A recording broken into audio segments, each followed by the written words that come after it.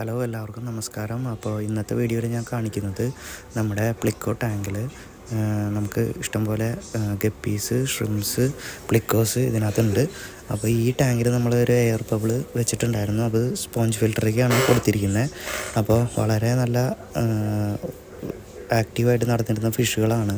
അപ്പോൾ നമ്മളൊരു 2 ദിവസമായിട്ട് നമ്മുടെ എയർ ബബിൾ നമ്മൾ പമ്പ് ചെയ്യുന്നത് വളരെ കുറവായി മാറി. കണ്ടില്ലേ, നിങ്ങൾക്ക് കണ്ടാലറിയാം. അതിന് ഒരു ഫോൾട്ട് വന്നേക്കാണ്. അപ്പോൾ എയർ നല്ലപോലെ വരുന്നില്ല. നല്ലപോലെ വാട്ടർ സർക്കുലേഷൻ ഉണ്ടായിരുന്ന, മൂവ്മെൻ്റ് ഉണ്ടായിരുന്ന ടാങ്കാണ്. മുന്നത്തെ വീഡിയോകളിൽ നിങ്ങൾക്ക് നോക്കിയാലറിയാം, ഫിഷുകളെല്ലാം വളരെ ആക്റ്റീവായിരുന്നു. ഇപ്പോൾ അവയ്ക്ക് എയർ കുറവായ കാരണമാണ് ഇവ മുകളിൽ വന്ന് നിൽക്കുന്നത്. ചത്തുപോയിട്ടൊന്നുമില്ല, ആരും ഒരു പ്രശ്നമില്ല. പക്ഷേ ഇങ്ങനെ തന്നെ നമ്മൾ കീപ്പ് ചെയ്തുകൊണ്ട് പോയി കഴിഞ്ഞ് കഴിഞ്ഞാൽ എല്ലാ ഫിഷിനെയും നമുക്ക് നഷ്ടപ്പെടാനുള്ള ചാൻസ് ഉണ്ട്. അപ്പോൾ വാട്ടർ സർക്കുലേഷൻ കുറഞ്ഞതിൻ്റെ കാരണമാണ് ഫിഷുകളിങ്ങനെ ആക്റ്റീവ് അല്ലാതെ നിൽക്കുന്നത്. അപ്പോൾ നമുക്ക് എത്രയും പെട്ടെന്ന് തന്നെ നമ്മുടെ എയർ ബബിൾ ഫിൽറ്റർ മാറ്റണം. ഈ ഫിൽറ്ററിലേക്ക് പുതിയ എയർ ബബിളിനെ കണക്ട് ചെയ്യണം, എയറേറ്ററിനെ. അപ്പോൾ എയറേറ്റർ ഇനി നമ്മൾ ഡ്യൂട്ടിയിലായതുകൊണ്ടാണ്, നമുക്ക് തിരക്കാണ്.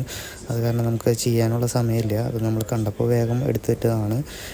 നാളത്തേക്ക് എന്തായാലും നമുക്കത് മാറ്റി പുതിയ എയർ പമ്പ് പിടിപ്പിച്ച് ഇതിനെ ഓക്കെ ആക്കണം.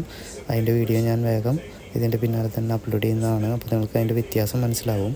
അപ്പോൾ ഫിഷിൻ്റെ എണ്ണം കൂടുന്നതിനനുസരിച്ച്, കുറച്ച് ഫിഷാണെങ്കിൽ നമുക്ക് എയറേറ്ററിൻ്റെ ഒരു പ്രശ്നം വരുന്നില്ല. പക്ഷേ ഫിൽറ്റർ നല്ലതാണ് എല്ലാ ഫിഷ് ടാങ്കിലും. അപ്പോൾ ഇതിനകത്ത് ഫിഷിൻ്റെ എണ്ണം കൂടുതലാണ്. അപ്പോൾ അതിന് എയർ സർക്കുലേഷൻ വളരെ അത്യാവശ്യമാണ് ഒരു ടാങ്കിന്. വാട്ടർ മൂവ്മെൻറ്റും ഫിഷുകൾക്ക് വളരെ നല്ലതാണ്. അപ്പോൾ ഞാൻ വേഗം തന്നെ അടുത്ത എയറേറ്റർ വെച്ച് നിങ്ങൾക്ക് വീഡിയോ അപ്ലോഡ് ചെയ്ത് നിങ്ങൾ കാണിച്ചു തരാം. അപ്പോൾ നിങ്ങൾക്ക് അതിൻ്റെ ഡിഫറൻസ് ശരിക്കും മനസ്സിലാവുകയും ചെയ്യും. Thank you.